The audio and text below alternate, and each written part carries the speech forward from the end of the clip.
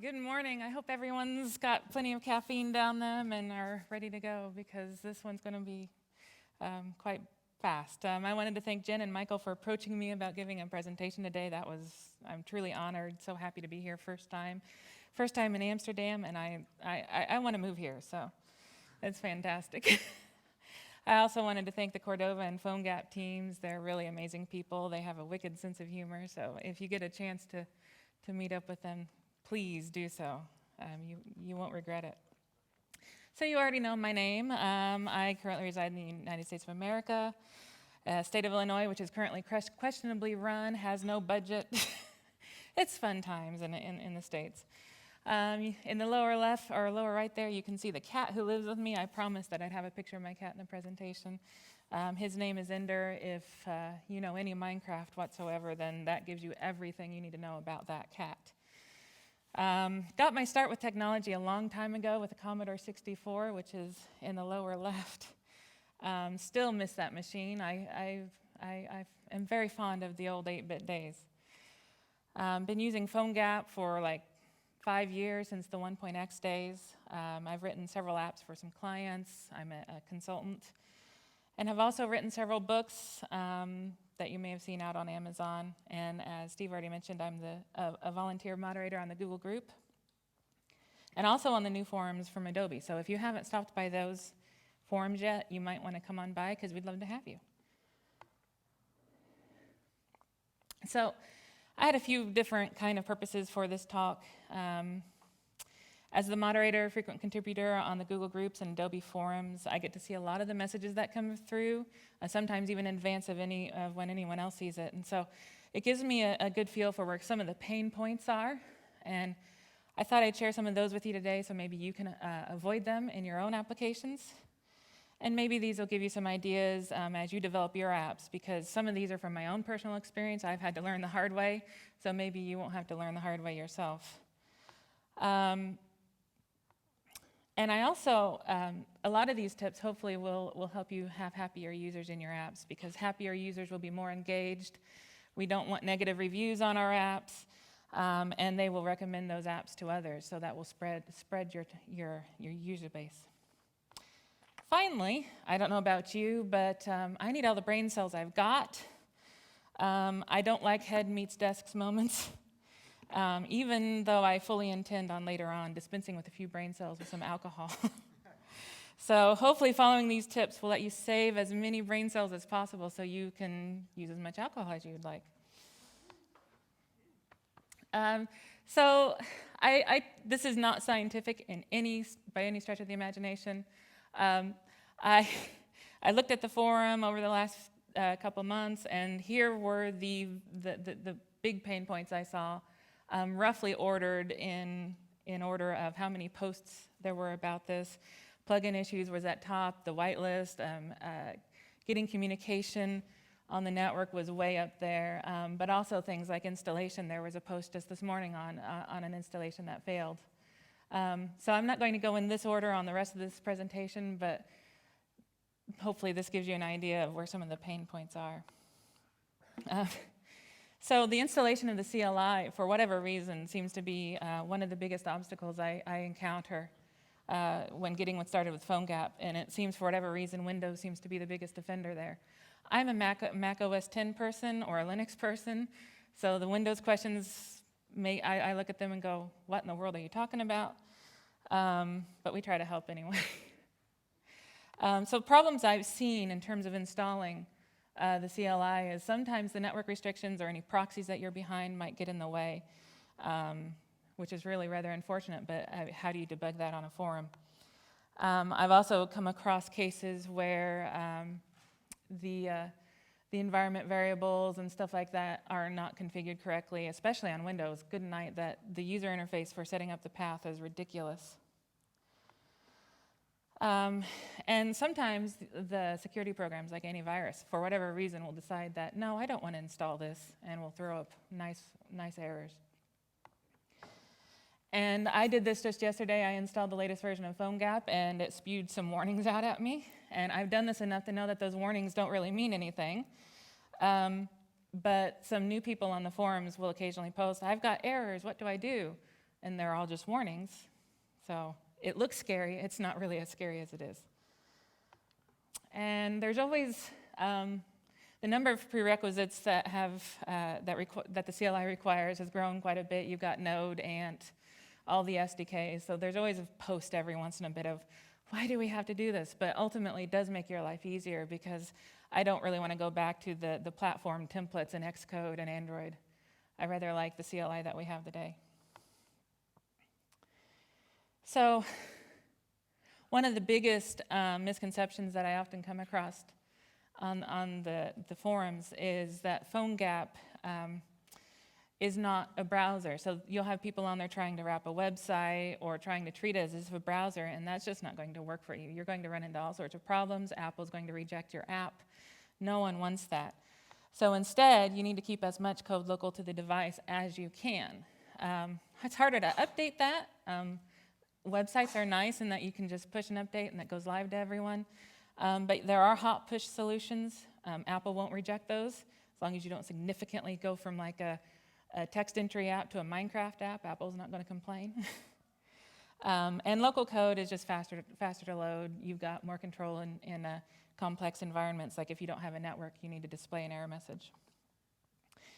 But isn't PhoneGap and a browser a lot alike, right? I mean, I hear that sometimes, and it's like, yeah, but only when viewed through a distance and a very fuzzy lens. And yeah, if I do this, it looks a lot the same.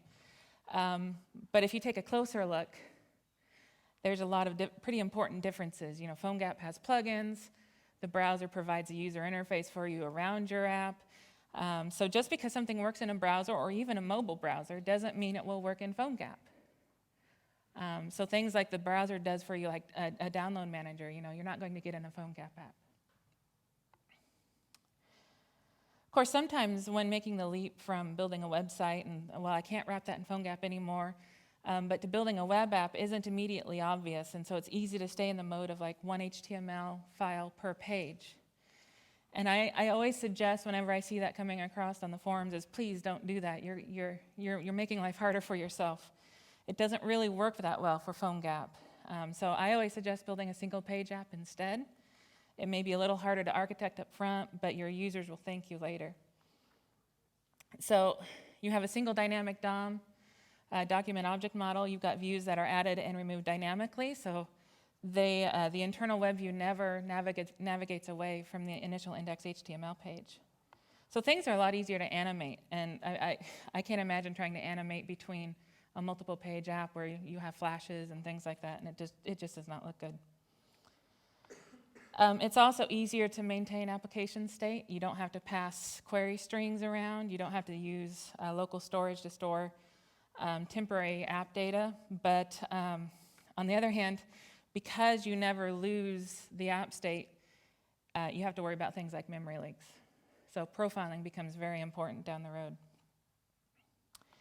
And it's just faster. I mean, if you don't have to reload the web view and Cordova plugins and reparse all your code, your app will feel that much snappier. Another common misconception is trying to use PhoneGap like a server. There was a question on just yesterday about trying to use PHP with PhoneGap, and that's not going to work. A server is very different. You've got lots of options, databases, scripts, languages. PhoneGap, on the other hand, you're restricted to JavaScript technologies, CSS, HTML, maybe a couple databases, SQLite, IndexedDB. So anything, if you don't know JavaScript yet, you're going to have to learn it. If you do need those other tools, you can. You're just going to have to get into using a back-end server. You'll need to write a web service on a back-end, make it available to your app. That entails all sorts of things. Firewalls, security concerns, you know, that's always so much fun. So one of the things that comes across on the forums quite often anymore is there's a lot of PhoneGap tools, and they're all great. I use them all. They're all fantastic. But there's a lot of misconceptions that flow around them when someone comes to the forums. So this is always now my first question I ask. If it's not obvious otherwise, which tool are you using? Because often that'll point out the reason why something is failing. So like if it's the PhoneGap developer app, well, if you're trying to use a plugin that the PhoneGap developer app doesn't work, it's not going to go anywhere. So that saves a lot of time asking that up front. Or if they're using build, because build has a different structure than the CLI projects do. So if they're using build, then I have an idea as to that we need to approach it in a different direction. And I used the desktop template this morning or last night to create a sample project, and it's like I saw all sorts of old style phone plugin IDs in there, and it's like that causes problems on the forums as well. It's like we're trying to get everyone into the new PhoneGap IDs. So I made a quick little slide. I'm not going to go over all of it, but as to the things that I like to use these products for, I mean, I've used them all. I use the CLI for the most of my work, but the desktop app is really nice for doing a desktop plus developer, for prototyping, rapid iteration. I was using it just yesterday to test something on a forum post that I was writing. And build is really awesome too if you don't want to have to set up your entire development environment. Because good night, setting up the local development environment takes a lot of maintenance. You have to be willing to put in the work. So having mentioned PhoneGap build, I did want to make a very important point and to put a pin in your config XML files.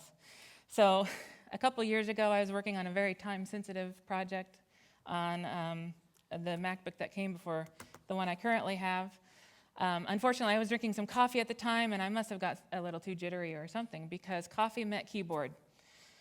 And the computer literally sizzled and died. And I had to have work done in that day. So I had backups. Everything was committed to a repository, which I was lucky. So I was able to get everything on a new machine pretty easy. I just tell you that story to make it clear that even if you never expect that you're going to have to create a new development environment from scratch again, you might have to, like if you spill coffee on your computer. So I always suggest now is to pin your dependencies. And it's really easy now with the CLI. You can use the save switch, edit your config XML, but it's really important when using PhoneGap build, because if you don't have a version number anywhere, you are apt to get the newest version of a plugin, and your code may not have any idea what to do with it. And so quite often there's posts on the forum of, I just updated my PhoneGap app, suddenly it doesn't work, why is it? And inevitably it's because there's a new plugin, new platform, or a new CLI version that they weren't expecting, and the app just goes, I don't know what to do. So save yourself some time. You can, the semantic version is available there if you want to give yourself some leeway with the version numbers. So one of the biggest things I see online is a lot of the plugin issues that come across. And sometimes, there's the core plugins, but there's a lot of third-party plugins out there, and a lot of them are amazing. But sometimes, there's so many of them that sometimes I'm looking at a plugin on a post, I'm going, I've never heard of this, I don't know what it does, I don't really know quite how to help you. But most of the issues come down to either the plugin wasn't installed or it's not been installed correctly. Maybe the project has become corrupt, and so they might need to take care of some issues there. But also, one of the biggest is not waiting for device ready. It's in the documentation, it's in big bold letters, wait for device ready, but this is very common. So if you're not waiting for device ready, please do, because otherwise you're just asking for problems. Also, I see a lot of passing the wrong parameters or malformed parameters to a plugin, and that's, if you're lucky, that'll result in just a nice little error. If you're unlucky, that's going to result in an extreme crash. So, and that is never a good thing to have. If you do have errors, pay attention to that error callback. That's really handy. A lot of times the code samples on the forum will end up just saying console log, quote, error, which doesn't tell us anything if we're trying to help you. Whereas the plugins that I develop, and I know a lot of other people develop, we try to pass as much information as we possibly can back to you to help diagnose what the problem is. So pay attention to the error messages you're getting, log those out somewhere so that we can try and help.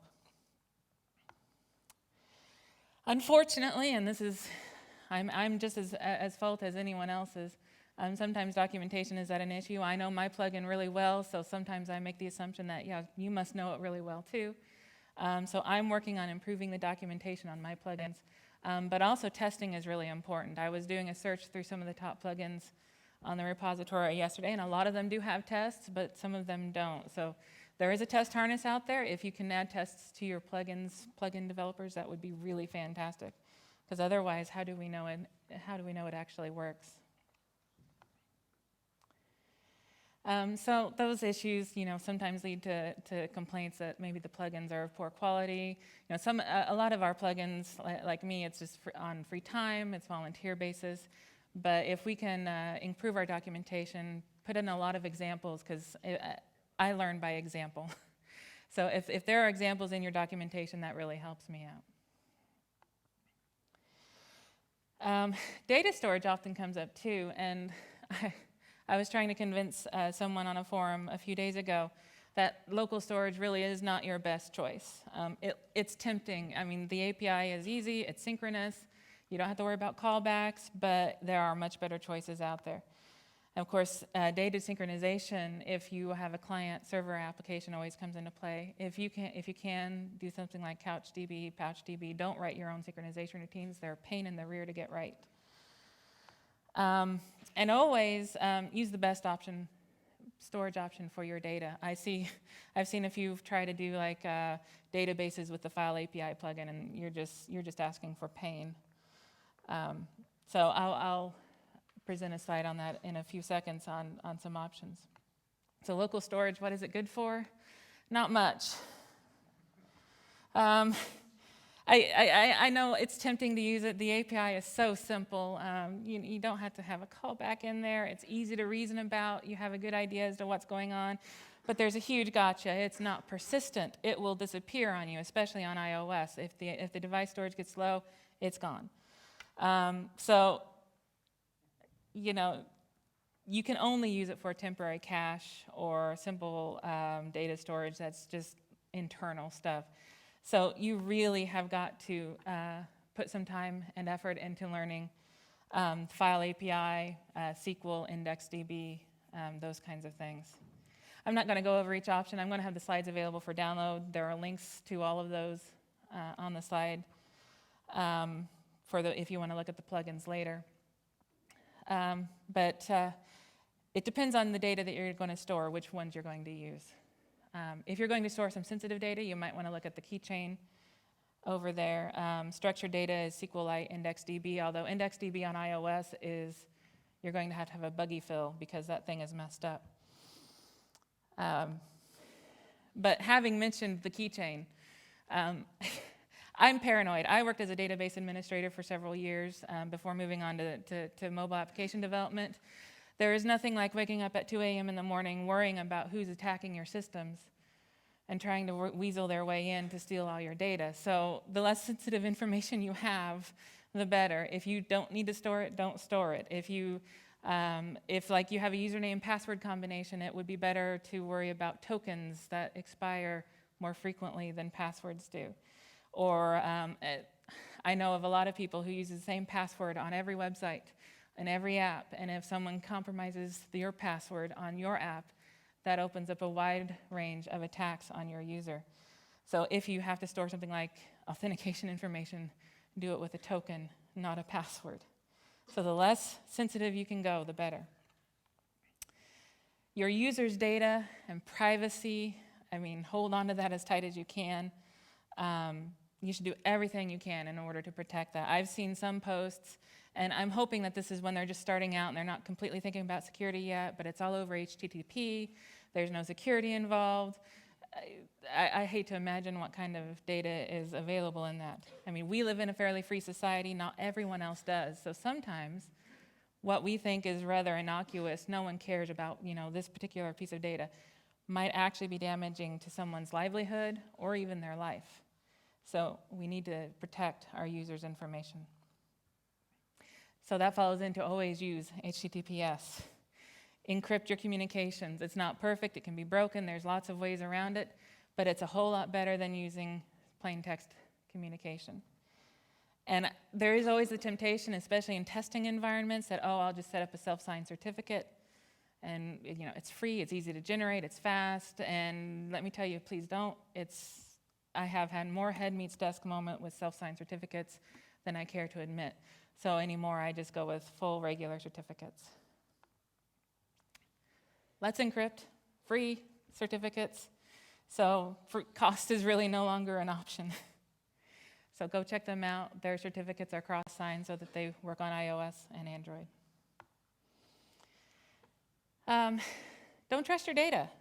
It sounds kind of odd maybe, but a common attack vector is going to be using your own data against you. Not all your users are perfect angels.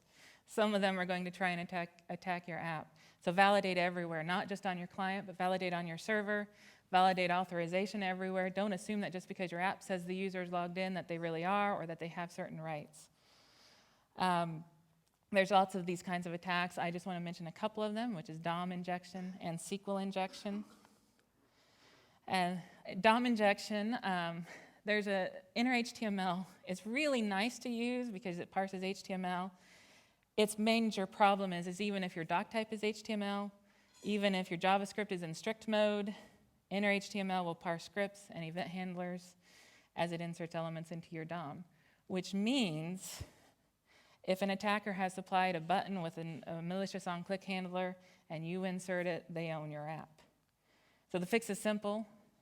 Don't use inner HTML with untrusted data. I prefer to use text content. It doesn't parse any HTML whatsoever, which makes it much safer. So another common weak point too is SQL injection.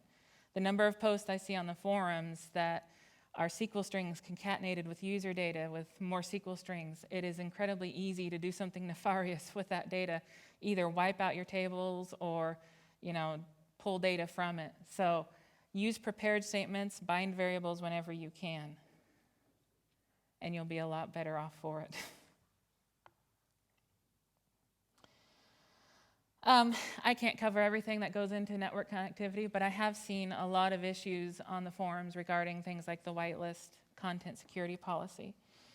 There's still a lot of confusion out there, and it always manifests of my AJAX post or my XHR post just does not work. Why isn't it working? It used to. So I just wanted to go over a couple things that you might want to remember. First up, always configure your whitelist. The templates come fairly wide open, so you should be able to get out to most of your sites. But by the time you go to production, you need your whitelist to be narrowed down as far as you can take it. Because it is also, if it's wide open and someone gains control of your application, that's a security risk. So here's just a couple examples of what you can do with a whitelist. Notice that third line there, I have not secure. Don't do that, ever. It's in the template, I know, and it's tempting to do it, but unless your app is a browser that really needs access to every possible host on the internet, don't do that if you can absolutely avoid it. But if you do have problems communicating with your server for any reason, this is a good place to ask. This is one of the other questions that, if you're on the forums and you say, my app doesn't work, this is where we'll come back and we'll say, have you configured your whitelist? The content security policy, meta tag, is also a big one. You need to tighten this one as much as possible, but it's another source of communication issues where you're not reaching out to your server correctly. The nice benefit with content security policy is it will show up like a red flag. If you're debugging your app in either Chrome or Safari with remote debugging tools, there will be a nice big red message at the bottom that says something attempted to break your content security policy. But always tighten this one as much as possible. Don't use a lot of open wildcards. Now, development will be more permissive. The content security policy has a tendency to get in the way of things like live reload, or the PhoneGap dev app might suddenly not reload pages if you're trying to triple tap. So your dev is always much more permissive. Just remember to tighten it up or have a different configuration. Merges would be a good tool for this if you use Cordova merges. So I have a quick example on that. This is one that I use a lot in my applications for development, and it's wide. It has a lot of unsafe directives in there, but it's not really all that wide open. I mean, it's going to connect to a test server, but those unsafe inlines, unsafe evals are in there for live reload. But when I go to production, if I can, those go away. Not everything will let you do that. There are some frameworks and some plugins that require unsafe inline and unsafe eval. So there's a couple apps I've got where those have to stay in there even in production because otherwise things break. But lock that down as far as you can. Now there's some values in there that may not make real obvious sense as to why they're there, so I thought I'd go over a couple of those. Self is required to load local resources, so that's pretty obvious. Gap is there for iOS on UI WebView. And that's the only place it's really used, but if that's your scenario and you don't have that, the PhoneGap plugins and things, the Cordova bridge just falls to pieces. If you're using live reload, WS for WebSockets, unsafe eval, unsafe inline, those tend to go along with live reload. The gstatic link is for Android accessibility talkback. If you use inline images, remember to, or SVG, the use attribute on that, you'll want to use the data rule there. This is my nemesis. It drives me up the wall. It's server side. So if you don't have control over your server, or you're not really familiar with how cross-origin resource sharing works, you are in trouble. So you might have to write a proxy or something if you don't own that thing. Thankfully, it's not in every PhoneGap situation. If you're not using a web server, if your content is loaded off of the file origin, you're probably safe. But if you're using WK WebView, PhoneGap Serve, or you're testing in a browser, CORS is going to be a problem.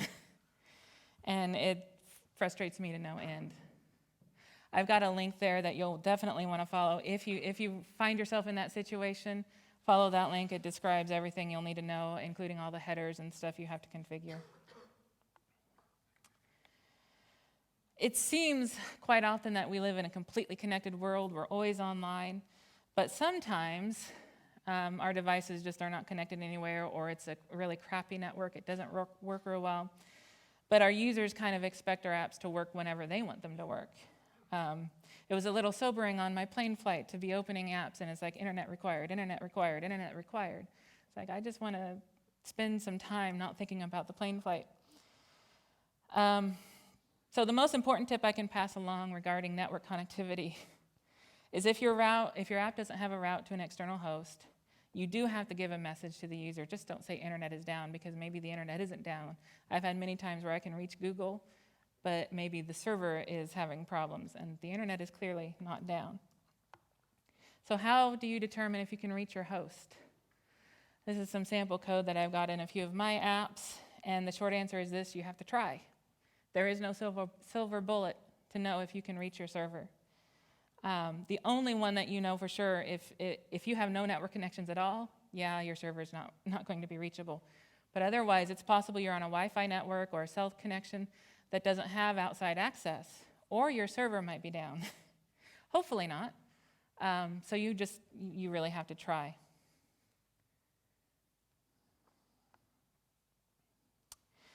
Another big problem I see come across on the forums quite a bit is why is the app icon still the little Cordova robot or the PhoneGap robot?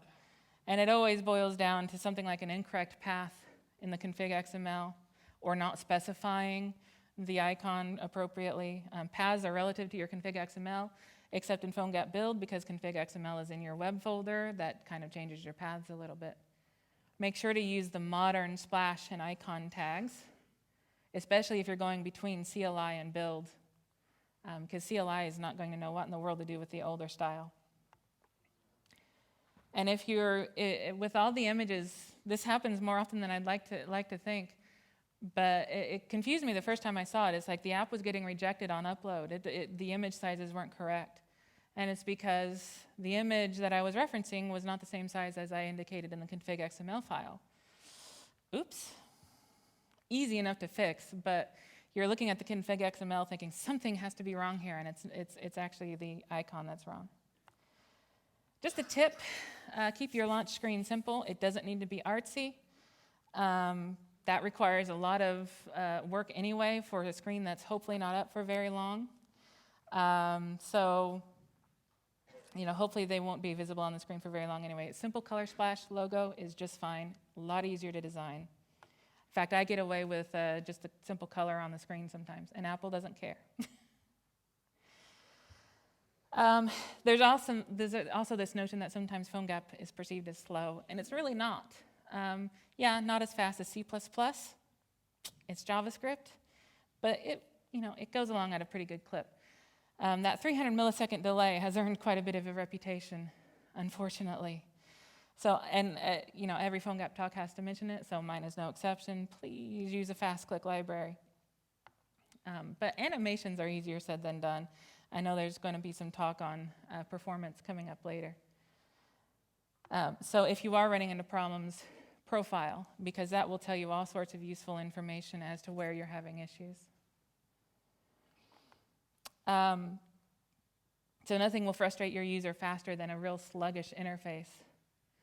And that's where fast click or a gesture library comes in handy. I like Hammer.js because I'm usually going to need swipes and things like that. But the in-flight entertainment system on my flight reminded me of this because good night, that thing is laggy as all get out. You'd press a button, nothing would happen. You'd press another button, finally it would catch up to you. And it's like, it's not hearing me. And users do not appreciate that, and I didn't appreciate that. It's not a PhoneGap problem, really. I mean, this can happen in any kind of application. But that 300 millisecond delay just really kind of insinuates itself in there, and that's what gets a lot of PhoneGap apps blamed for being slow. So the web views are changing their behavior. I think in 9.3 on iOS, if you have the correct viewport tag, that goes away. On Android, similar. So it's going away slowly, but I still suggest put in a fast click library. Use affordances. I need to know if the app has heard me. A mouse or a keyboard is real obvious, but a touch screen is not. And especially if you're delaying there and just not doing anything after I've touched, I'm going to try again and again and again, and I may actually do duplicate events. Also, delay work until after animations. Any work you're doing during an animation is going to make it jitter, and that's no fun for the user. They're going to perceive that as being slow.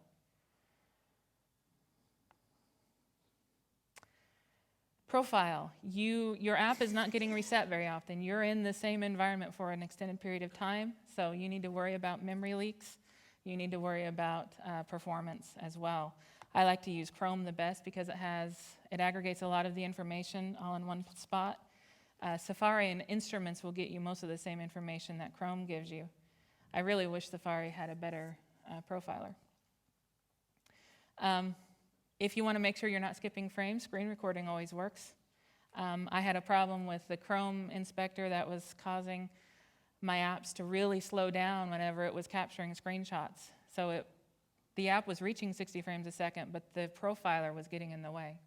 So screen recording can help you. Android can record it on the device. iOS, you're going to have to tether. So performance obviously matters, and Bruce has a talk coming up in a little bit. Stay around for that. That eliminated a few slides from my presentation, thankfully. Couple last points is design responsively. This comes across on the forum every once in a bit of, oh, there's a black bar somewhere, or the image is oddly distorted, or it's not filling the entire screen. And I had already learned from previous web developer days how to make sites that were fairly responsive, but you might be coming from a different environment where you're more pixel-oriented. But HTML itself is already fairly responsive. It was made to fit different kinds of media. It was when us perfect people decided to force it into a certain pixel perfection that we got into trouble with it. Your responsive units, those work well on all the devices, on the modern devices. I use those all the time in my current apps.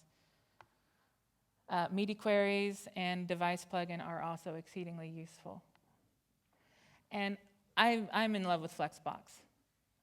Flexbox is the most amazing thing in the world. This is an example of an entire user interface. Everything in here is Flexbox. It's not always the fastest thing in the world, so on slower devices it falls back to a different kind of layout, but it makes user interface development so much easier to reason about. And my last thing is, unfortunately, mobile is a little bit quirky. You gotta accept that. So even though it's cross-platform and you kind of want to say this single piece of code is running on all my devices, sometimes you have to accept that you're going to do device-specific workarounds. I still remember the moment that I discovered like Android 2.x way back when did not do anti-aliased borders, and or HTC would throw up DOM elements that were not properly styled. It was nuts. Thankfully, Crosswalk and WK WebView. If you can use Crosswalk, use it. It saved my life. It is so much less stress to develop for this. WK WebView is a little bit more of an issue because it's not a drop-in replacement. There are lots of caveats that are linked on the slide there. But if you can use it, do it, because it fixes a very annoying quirk. And that's the iOS UI WebView scroll offset bug. And this is a screenshot not from one of my apps, it's from another app. But this affects a lot of apps. And I'm scrolling in this app, and I touch something, my finger's at the bottom, the app thinks my finger's at the top. It's not a big deal in this app because I'll just see the wrong news story. But your app, I might be deleting data. So WK WebView fixes this, if you can put up with the caveats. So do take a look at what WK WebView can do for you. It's really easy to add. The crosswalk is down at the bottom, WK WebView is at the top. That one in the middle is if you have to have iOS 8 support. It gets a little more complicated. Tim, in a few minutes, is going to have a presentation on managing the keyboard, so that eliminated like 3 or 4 slides from mine. Thank you, because I'm long enough as it is. So there's lots of things I could talk about. Maybe if you want to talk about things that happen on the forums and stuff, hit me up after. I'm going to be here all day. That's my website. I'm going to post the slides there in case you want to look at everything after the fact. So thank you very much.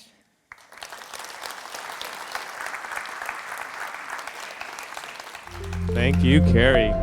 Wow, that talk was full of a lot of very useful information.